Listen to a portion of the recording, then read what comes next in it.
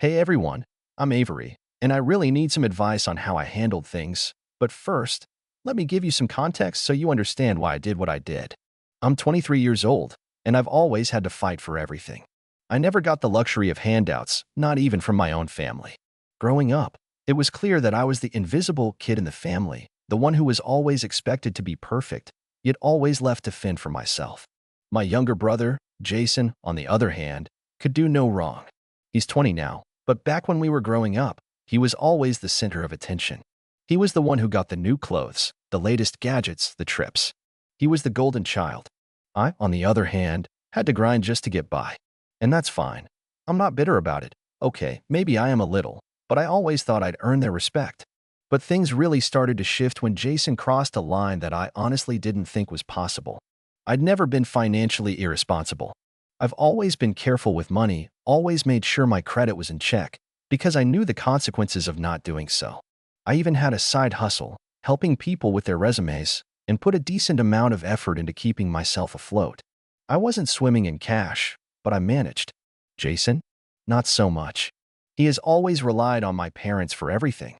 They paid for his car, his college tuition, all of his expenses. Even when he was in high school, if he wanted something, my parents got it for him. He never had to worry about money, he had it easy. And I had to watch all of it happen while I was the one doing the hard work, never receiving the same kind of support. But this was a whole different level. It all started about 3 months ago.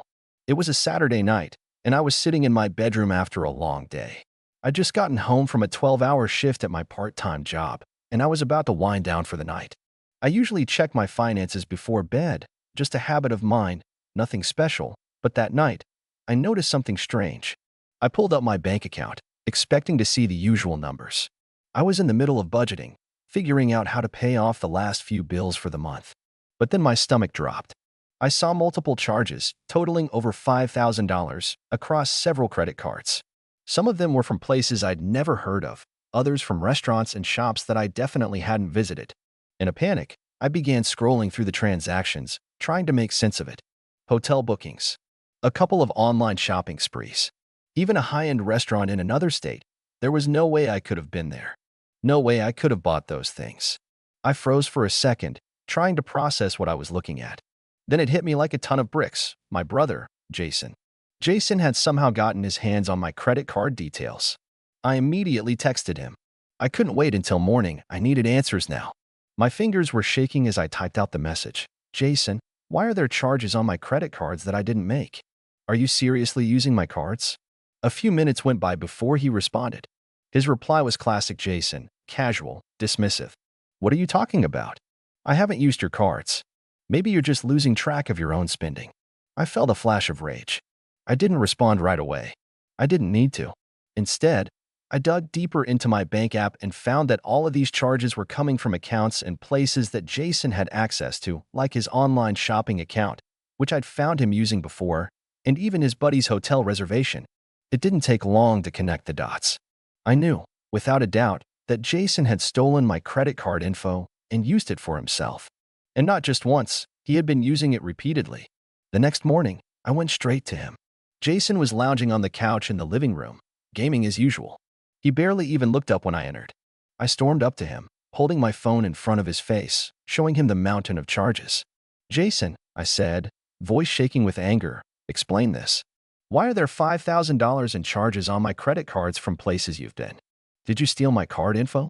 He paused the game, his eyes widening for just a split second, just enough for me to catch the guilty look before he shifted back to his usual cocky grin. What? Me? Nah, that wasn't me. You probably just didn't notice your own spending, Avery, he said with a shrug, trying to act casual. I was fuming. I felt my fist clench. Cut the crap. This is fraud.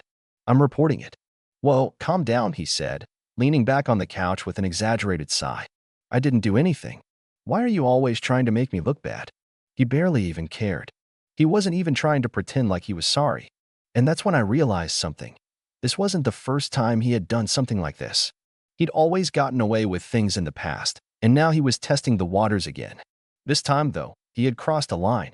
The tension between us continued to build after that. That evening, after I'd reported the fraudulent charges to my bank, I got a call from my parents. They told me to come over and talk. I figured they might be on my side. After all, I was the victim in this situation, right? Wrong. When I walked into the living room, they were sitting there with disappointed looks on their faces, as if I'd done something wrong. Son, my mom started, her voice unusually calm. We need to talk about the credit card situation. I immediately got defensive. I've already reported it to the bank. Jason used my cards, and I'm not going to just pay off the charges. That's the thing, though, my dad chimed in. Jason is going through a rough time, and you need to help him out. I stared at them, my jaw hanging open in disbelief. What? Help him out? I'm the one who's been scammed. Family comes first, Avery, my mom said, her tone growing colder. You need to keep the peace and just pay it off. Jason's going through a phase, and we're asking you to help him. I couldn't believe what I was hearing. They were blaming me for not helping him, like I was the one who had stolen from them. And that's when they hit me with the ultimatum. If you don't pay this off, my dad said, his voice like ice, you're cut off. No more family support. No more help with anything. For a moment, I stood there, just stunned. They were giving me an ultimatum over Jason's fraud. I was beyond angry. This wasn't just a family issue anymore. It was about respect. It was about self-respect. And that's when I made my decision. Enjoy your lying, son, I said, turning away from them, voice shaking with rage. I'm done. And I walked out of their house. I could feel my heart pounding in my chest as I stepped out of the house, slamming the door behind me. The sound of it echoed in my ears, and for a split second, I felt this strange sense of liberation. It was like I was free from their hold, finally breaking away from the toxic cycle they created. But that feeling was quickly replaced by a bitter, gnawing anger. I didn't want to just walk away. I wanted them to understand how wrong they were. I wanted them to see just how far Jason had pushed me, just how much they had ignored my boundaries for years. But as I walked away from their front door, I knew there was no going back. I tried to keep my head high, but with each step, the weight of what had just happened started to sink in. My parents weren't just dismissing the fraud they'd enabled. They were actively siding with Jason, the person who had betrayed me. I couldn't believe how quickly they'd turned on me, how easily they were willing to discard me just to protect their perfect little son. The same son who had stolen from me and lied straight to my face. I couldn't understand how they didn't see that. The next few days were a blur. I spent most of my time at home, just staring at my phone, trying to figure out what to do next. Should I really just cut all ties with them? Or should I try to reach out and make them see reason? But as the days passed, and I didn't hear a word from my parents, it became clear they weren't going to reach out to me. They were going to let Jason slide, and they'd just ignore me until I fell in line. I couldn't believe it. I didn't even want to speak to them anymore. It wasn't just the betrayal with the credit cards, it was everything. The way they had always prioritized Jason over me. The way they never even gave me a chance to voice my frustrations. I felt like I had spent my entire life being invisible to them, and now they were finally showing me exactly how little I mattered. But the anger that burned inside me wasn't going to just fizzle out. I spent the next few nights planning.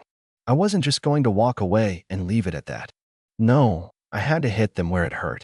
I had to make sure Jason understood that there were consequences for his actions. I thought about reporting the fraud to the authorities, about taking legal action. But as I sat there, something else hit me. Jason had been getting away with things for too long, thanks to my parents always bailing him out. It wasn't just about the money. It was about teaching him a lesson, about showing him that there was a price to pay for being a manipulative, deceitful person. And the more I thought about it, the more I realized that the best revenge wasn't going to be some petty revenge over a few $1,000s. No, my revenge would be exposing him for what he truly was, someone who couldn't even take responsibility for his own mistakes. That's when the idea came to me. If my parents were going to turn a blind eye to everything, then I'd make sure they couldn't avoid the truth. I knew that Jason's reputation wasn't exactly spotless. He had a few skeletons in his closet. Everyone did, I suppose, but Jason's were a bit more public. There were rumors about him borrowing money from people and never paying it back, stories about how he'd tricked people into doing things for him. Nothing that was technically illegal, but enough to paint him as a shady character. And I knew one thing. If I could get all those stories together, it would force my parents to confront the reality of who their precious son really was. I started reaching out to people Jason had wronged in the past, people I'd known from high school or from his old social circle. It didn't take long for me to find a few that were willing to talk. Some of them were still angry with Jason for how he'd manipulated them or used them, and they were more than happy to share their experiences. It felt a little dirty, digging up all this stuff, but I was doing it for one reason, to make my parents understand that they couldn't just let him walk all over me and them. Meanwhile, Jason was living life like nothing had changed. He was still posting on social media like nothing was wrong. He had his usual group of friends around him, partying and playing video games, acting like he hadn't just destroyed his relationship with me. I was watching all of this from the sidelines, and with each post, each story he shared, I could feel the anger simmering more. He was living his best life, with zero consequences, while I was left to clean up the mess he'd made. But I wasn't going to let him get away with it. I knew that if I could just get my parents to see what kind of person he really was, things would change. If I could just make them see that their son wasn't the innocent little angel they always thought he was, maybe they'd stop enabling him. Then, one evening, everything came to a head. I was sitting at my kitchen table, staring at my phone, when I saw a message from my mom. It was short and to the point. "We need to talk. Can you come over?" My heart skipped a beat.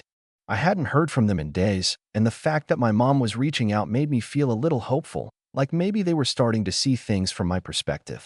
But as soon as I got to their house, that hope was shattered. Jason was sitting there, on the couch, looking smug as ever. He didn't even look up when I walked in. My mom and dad were sitting across from him, and as soon as I sat down, my mom's face was full of that same cold disappointment. "Avery," my dad started, his tone clipped, "we've talked about this. You need to stop dragging our family through the mud. You're the one causing the problems, not Jason." I couldn't believe what I was hearing. This was their response? This was what they had to say after everything? I stood up, the anger rising in me again. "You have no idea what you're talking about," I snapped. "You're defending someone who's stolen from me, lied to me, and used me. And now, you're blaming me for the problems?" Jason just smirked. "You're just mad because I'm doing better than you, Avery. Maybe if you weren't so obsessed with everything being perfect, you'd understand that family has to stick together." That was it. Jason's smug grin was enough to make my blood boil. I could feel my fist clenching, my entire body vibrating with frustration. But I wasn't going to let him get the last word. Not this time. I took a deep breath, trying to steady myself. The anger was almost suffocating, but I had to stay calm. I had to make them see, really see, just how wrong they were. "You think I'm mad because you're doing better than me?" I said, my voice dangerously quiet. "You really believe that?" Jason's grin faltered, but only for a moment. He shifted uncomfortably in his seat, but there was still that air of superiority hanging around him. He thought he was untouchable, that he had one. But I wasn't done yet. "No, Jason. I'm mad because you used me," I continued, taking a step closer to him. "You took advantage of me, and you didn't even blink an eye when you did it. You stole from me, my money, my future, and now you're sitting there pretending you're some kind of victim. But you know what?" I paused, glaring at my parents, their faces blank with disbelief. "I'm not the one who's been selfish, Jason. That's you. And if you think I'm going to sit back and let you get away with it, just because you're family, then you're sorely mistaken." The room fell silent. My parents looked like they were trying to process what I was saying, but I could see it in their eyes. They still didn't get it. They were still on Jason's side, still choosing him over me. They didn't care that he'd ruined my credit, lied about the charges, or left me to clean up his mess. All they cared about was maintaining the illusion that he was the golden child. "Well, I'm done," I said, my voice cold now. "I'm done being your scapegoat. Done being the one who always has to fix everything, while you both coddle him and let him get away with murder." Jason snorted, clearly unbothered. "You're just bitter because mom and dad love me more." He leaned back in his chair, completely oblivious to the depth of the hurt he was causing. And that did it. That was the last straw. I leaned in, my face inches from his, and for the first time in years, I let him see just how much I hated him in that moment. "You want to talk about love, Jason?" I whispered, every word dripping with venom. "Let me tell you something. Mom and dad may love you, but it's not because of who you are, it's because they've enabled every damn thing you've ever done. They've supported you in every lie, every manipulation, and they've turned a blind eye to everything you've done to hurt me. You're not loved because of who you are, Jason. You're loved because they don't want to face the fact that they've failed as parents. And that's something you'll never understand. You're so busy playing the victim that you can't even see how much you've taken from me." For a moment, it felt like I had hit him with a gut punch. His eyes widened, and he looked like he was about to say something, but then my dad spoke up, his voice sharp and defensive. "Avery, that's enough," he snapped. "You're out of line. This isn't how we talk about family." I shook my head. "No, this is exactly how we need to talk about family. The truth isn't pretty, but it's the truth. And if you can't handle it, then maybe you need to stop pretending everything is fine when it's falling apart. My mom looked at me with that same cold, distant gaze, and I could tell she was on the verge of defending Jason again. But before she could speak, I held up a hand, cutting her off. You want to know what's been bothering me all these years? I continued, my voice unwavering. It's not just the money or the fact that Jason's ruined my life with his lies. It's that you two have always chosen him over me. Always. And I've had enough of it. Maybe I don't fit into your idea of a perfect family, but I'm not going to keep pretending I do. You'll never understand the toll it's taken on me. You'll never get it, because you're too busy making excuses for him. I could feel the weight of those words hanging in the air. I wasn't just confronting them about the money. I was confronting everything, their neglect, their favoritism, their blind loyalty to Jason. And for the first time in my life, I didn't care if they were angry at me. Jason's smug grin had finally faded, replaced by a look of pure irritation. You think this is about me? This is about you, Avery. You're just bitter because you're a failure. You couldn't get things together like I did. So now you're trying to make everyone else the bad guy, so you don't have to face your own shortcomings. I could feel my hands shaking. The words hurt, but I wasn't going to let him get away with them. I didn't fail, Jason, I said, my voice dangerously quiet. But you will. You're so busy playing the victim that you'll never realize you've burned every bridge you've ever had. And trust me, I'm done trying to save you. My dad stood up, shaking his head in disbelief. Avery, stop it. This needs to end right now. You're being dramatic, and you need to respect your family. You've gone too far. I laughed bitterly. Respect? You want respect? Then start respecting me. Start treating me like I matter. For a moment, there was silence. I could hear my heartbeat thundering in my ears. Jason wasn't smirking anymore. My parents weren't defending him. It was like the tension in the room was so thick that it could cut through the walls. But then, just as I was about to speak again, Jason sneered. Whatever. It doesn't matter. You'll come crawling back. You always do. I stood there, frozen, every muscle in my body screaming at me to walk away, to leave this behind. But I didn't. I couldn't. Instead, I looked at Jason one last time, shaking my head in disbelief. I won't come crawling back, Jason. I'm done. And trust me, you'll regret it. And with that, I turned on my heel and walked out of their house for what I hoped would be the last time. It's been a few months now, and I've had more time to reflect on everything that happened. My life has slowly started to get back to normal, even better in some ways. But as for my family, well, let's just say that karma's a real thing, and it doesn't forget. The first thing I did after walking out of their house was get in touch with the credit card companies. I reported the fraud, explained what had happened, and froze all the accounts that Jason had somehow gotten his hands on. They were understanding, and I was able to clear my name. My credit score took a hit, but nothing like what it could have been if I hadn't acted so quickly. I was still angry, but more than that, I felt relieved. Like a weight had been lifted off me. What happened next? Well, it was a slow burn for Jason and my parents. First, Jason's little act of playing the victim didn't last long. He had his shiny job, his perfect life, and his constant posts about his success on social media, his typical ego boost. But then, out of nowhere, his job started crumbling. They downsized, and guess who got laid off? That's right, Jason. No more cushy paycheck. No more free ride. What followed was even worse. It wasn't just the job loss, it was the lifestyle crash. Jason's expensive habits caught up with him. He was drowning in debt, and there was no way he could keep up with it. He tried asking my parents for help, but they were tired of bailing him out. They had been helping him for years, and now they were facing their own financial issues, mostly because they'd kept running up their own credit cards to keep Jason happy. It wasn't just the money, either.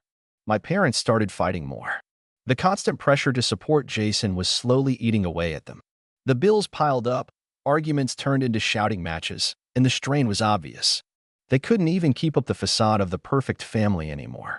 I wasn't going to rub it in, but I couldn't help feeling a little satisfied watching their world implode. Maybe it was petty of me, but after everything I'd been through, I felt like they finally got a taste of the consequences of enabling Jason. As for me, well, I did a lot of growing during those months. I took control of my life, my finances, and most importantly, I stopped feeling like I owed them anything.